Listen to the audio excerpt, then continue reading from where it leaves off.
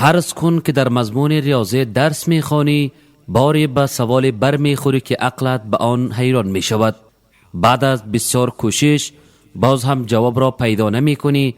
حالا به جای اینکه به خاطر حل این سوال به قوانین ویژه ریاضی مراجعه کنی و یا همراه استادان متخصص این فن مشوره کنی، تصمیم میگیرید که کتاب کیمیا را باز کنید و جواب سوال ریاضی را در قوانین کیمیایی حرارتی پیدا کنید. آیا در اینجا تصور تناقض را می توانید؟ خب حالا بگذارید بعضی معلومات را با هم تبادله کنیم. قوانین الهی را در جای ریاضیات و تعویلات وضعی را در جای قوانین کیمیایی قرار می دهیم. حالا یک نظر به کسانی اندازیم که مفکرین خوانده می شوند، آنهایی که علوم وحی و فقه را تبادله می کنند و برای تفسیر کردن شریعت به جای وحی از قوانین فلسفه عصری کار می گیرند و بعضشان هم ادعا می کنند که فقها کسانی اند که شریعت را به یغما برده و طبق میل خود تفسیر و تعبیر کردند. در این قسمت می توانیم نظری بیندازیم به مسئله حجاب از لحاظ تعبیر و تعویل های عصری علیه شریعت، خصوصا آن تعویلات فمینیستی که حجاب را از همه عرصه‌های شریعت دور کرده و از آن ماده انتقاد، اعتراض و انکار گردانیده است. پس این گروه فمینیستی درباره حجاب چی نظری دارند و نظریات آنها چه تأثیری در این مسئله داشته است؟ در آمد تاریخ شیخ ابراهیم سکران، پژوهشگر و مفکر عرب، در کتاب خود پدیده تعامل میراثی اسلامی با وسایل تحلیلی معاصر غرب را مطرح کرد و در این ارتباط در سخنان خود یاد کرده است که غرض از آن منهج دو چیز است. و فی معرض حدیثه فی هذا الصدد رأى أن الغرض الأساسي من هذه المنهجية هو الحكم على أمور الشريعة بأحد أمرين: توحید فایده حاصل کردن، تأسیس سیاسی کردن است. توحید یعنی اینکه عرب ها از تمدن های گذشته فایده بردارند و آن تمدن ها را به میراث گرفته و سپس از آن برای اسلام شریعت بسازند. تأسیس یعنی بعضی ها قوانین و احکام اسلامی را محصول کشمکش‌های سیاسی در طول تاریخ می‌دانند. درباره حجاب نظریات بسیاری از فمینیسم های عصری را پیدا می‌کنیم که می‌گویند حجاب بر زنان مسلمان از طرف الله فرض نشده است، بلکه آن را از دیگران قرض گرفتند. به طور مثال مقاله نویسنده مراکشی خدیجه صبار را می‌بینیم که به فکر او حجاب یک ابتکار اسلامی نیست و هیچ تعلق به اسلام ندارد، بلکه به مانند نظام شاهی حرم از یونان و فارس، اسرائیلیات یهود از الهیات عیسویان قرض گرفته شده است. قسم که اقبال بیرکه مصری هم به این اشاره کرده است که حجاب را پیش از میلاد مسیح علیه السلام برای اولین بار آشوریان بالای همسرانشان مقرر کرده بودند، ولی در اینجا کدام دلیل واضح بر این که دین یهودیت و نصرانیت در مسئله حجاب از تمدن قدیم مصر متأثر شده باشد وجود ندارد، در حالی که از مصری های قدیم مشهور است که مردانشان موی سر خود را می تراشیدند و زنانشان موی خود را پنهان می کردند.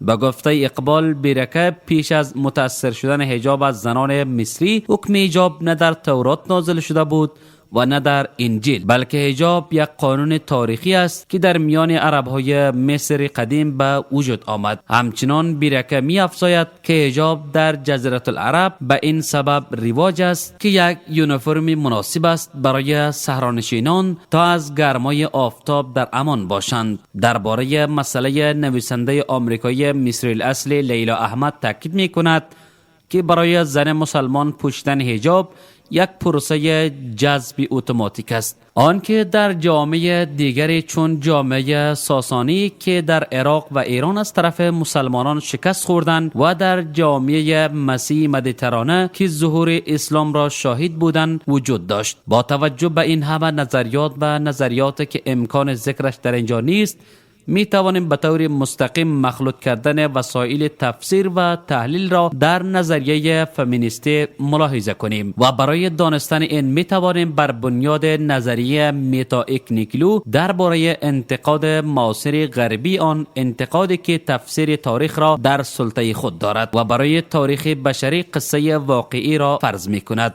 آن قصه‌ای که عامل اساسی در تفسیر تاریخ تقنینی برای اسلام شمرده می شود، آن این که اسلام دین آدم علیه السلام است که او پدر تمام بشریت است و آن همه پیامبران که به دنیا فرستاده شده اند و تاریخ خود را به اسلام جور کردند. و در این باره حدیثی در بخاری شریف آمده است که رسول الله صلی الله علیه و سلم فرمودند همه پیامبران با هم برادرند، زیرا که دینشان یکی و شریعت‌هایشان مختلف است.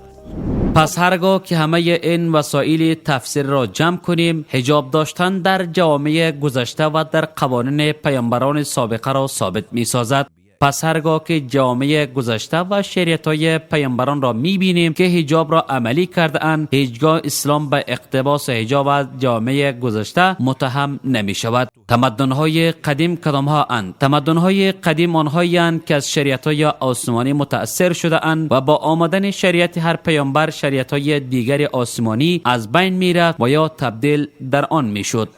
این همان مسئله است که پژوهشگر ملاک جهانی تفسیر کرده است و میگوید متدولوژی فمینیستی که حجاب را به تأثیر از تمدن‌ها منسوب می‌سازد، آن متدولوژی برعکس عملی کردن استدلال است. پس به جای اینکه وجود حجاب در فرهنگ‌های سابقه دلیلی باشد بر تشریع حجاب در شریعت‌های پیامبران، بلکه فمینیست‌ها آن همه شواهد را منحرف کردند و برای فایده خود استعمال کردند و حجاب را یک عبادت گردانیده اند که وظیفه باطل کردن آن را به دوش خود گرفتند. خب آیا گرفتن فمینیستی همینجا استاد یا که راه دیگری را برای تبدیلی فرضیت حجاب در پیش گرفتند؟ استمسار و تسلط. حال چند دقیقه عقب برمیگردیم. همراه سیاسی کردن تکنیک، آن تکنیک که سکران به آن توجه کرده و از آن راه احکام و قوانین را مسئول جنگ‌های سیاسی می‌داند. و ما این نظریه را در موضوع حجاب برای نظریه فمینیستی عملی می‌کنیم تا اینکه می‌بینیم که نظریه فمینیستی در فضای جامعه اسلامی به دو قسمت تقسیم شده. یکی فضای عامه است که مخصوص مردان است و مردها آن را مدیریت می‌کنند و دیگر فضای خاص است که زن در آن حبس کرده می‌شود و از زندگی عمومی محروم است. به این اساس حجاب آن وسیله مردانگی است که مردان و زنان را از فضای عامه و از میدان سیاسی خارج می کند.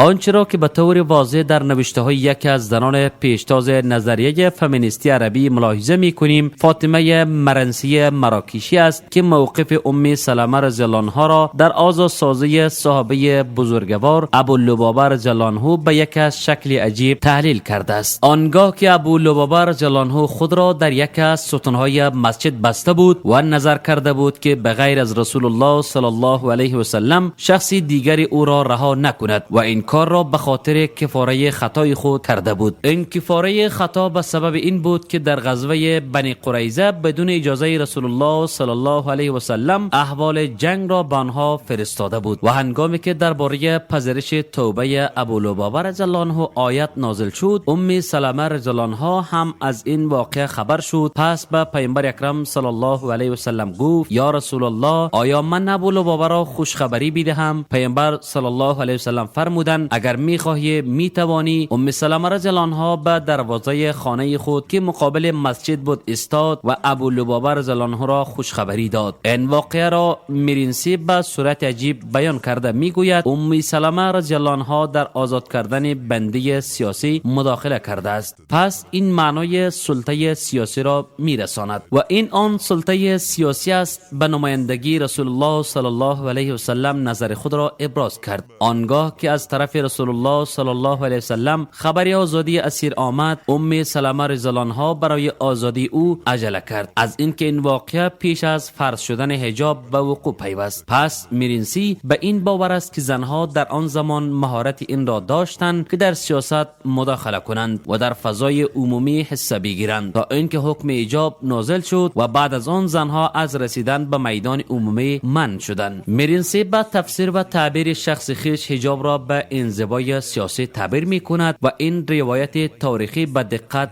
ضرورت دارد، زیرا که فیصله ابولبابه را خود رسول الله صلی الله علیه و سلم نکرده، بلکه آن فیصله تنها به وحی الهی شده است. چنانچه ابن اسحاق روایت کرده و نقش ام سلمه رضی الله عنها را تنها در بشارت دادن محدود دانسته است. جهینی در موقف ام هانه رضی الله عنها که ابن حیبره را امان داده بود تفسیر کرده است که این واقعه در سال 8 هجری سال فتح مکه واقع شده است. پس از فرض شدن حجاب که رسول اکرم صلی الله علیه و سلم فرمودند اجرنا من اجرت یا ام هانه، ای ام هانه پناه دادیم کسی را که تو آن را پناه داده ای. بنابراین موقف ام سلمه رضی الله عنها پیش از فرض شدن حجاب موقف سیاسی نبود، زیرا که در آن کدام تصمیم گرفته نشد، و موقف ام هانه رضی الله عنها پس از فرض شدن حجاب چنان موقفی است که از نگاه شریعت شرکت کردن زنان در کارهای عمومی، پناه دادن مردم برای حفاظتشان را واضح می سازد. پس چگونه حجاب به انزوای زنان از سیاست دلالت می کند؟ چنانچه امام بخاری رحمه الله در صحیح بخاری خود روایت کرده است که عبدالرحمن بن عوف به خاطر تعیین خلیفه پس از عمر رضی الله عنه 3 روز در مدینه منوره راه مردم را گرفت که در این راهگیری زنان نیز شامل بودند، که در نتیجه عثمان بن عفان رضی الله عنه به عنوان جانشین عمر رضی الله عنه تعیین شد. پس کدام مشارکت سیاسی بزرگتر از تعیین خلیفه حاکم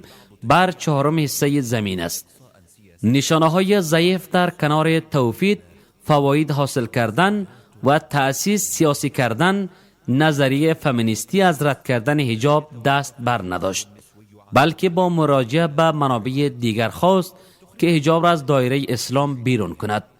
در این ارتباط به طور مثال مقاله رجا بن سلامه نویسنده تونسی را یاد آور می شویم که می گوید حجاب نشانه ارتباط طبقاتی است.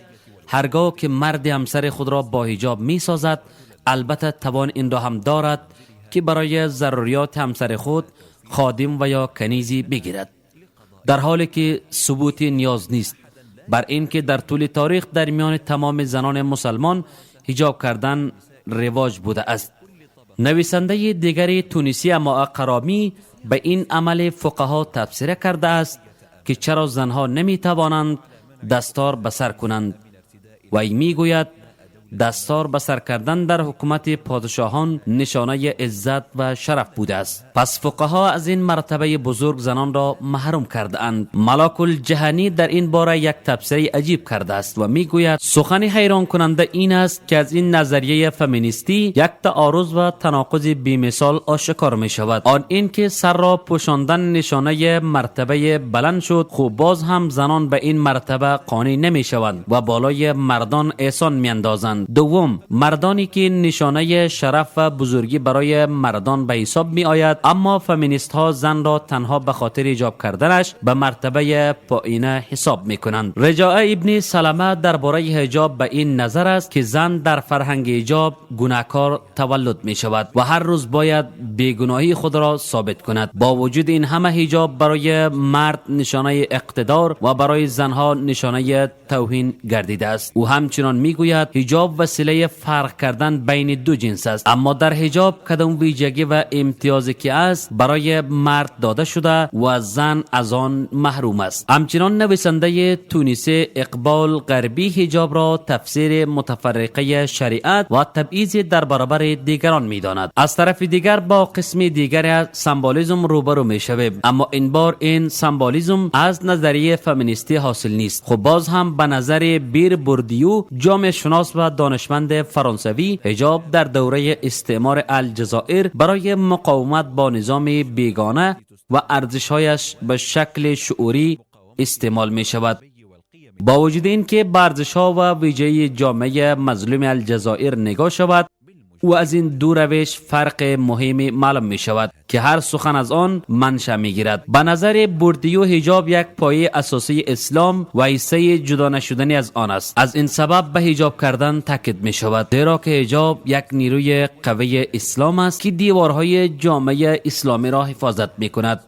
کاتار زینالیکا، پژوهشگر تاریخ استعمار الجزایر، درباره نمایشنامه‌های دور کردن حجاب تبصره کرده است. او میگوید یک از اهداف کمپاین استعماری در الجزایر زنان مسلمان بود تا که آنها از ارزش‌های اروپایی را عملی کرده و از مبارزه آزادی‌خواهی خود دست بکشند. به این معنا که حجاب بنا به تفسیر خودش یک نظر سمبولیک دارد، در حالی که در اصول سخنان فمینیستی عصری همراه با حجاب دشمنی روان است. از این جهت که به عوض دلایل شرعی، دلایل تفاسیری سفسطایی تشریحات آن را پیش می کنند و به سبب همین دشمنی است که به طرف حجاب به عنوان یک سمبول ظلم، تفرقه، تنوع نظر بکنند و همیشه تلاش کردند تا توسط توفید، تاسیس و سمبولیسم فرضیت حجاب را انکار کنند. بدون در نظر گرفتن نصوص شرعی ثابت و اجماع مسلمانان در طول 14 قرن، سوالی که برای ما پیدا می شود این است که آیا نظریه فمینیستی بعد از جستجوی حقیقت حجاب را رد کرد یا اینکه نخست حجاب را رد کرد سپس در جستجوی حقیقت شد تا موافق آن باشد؟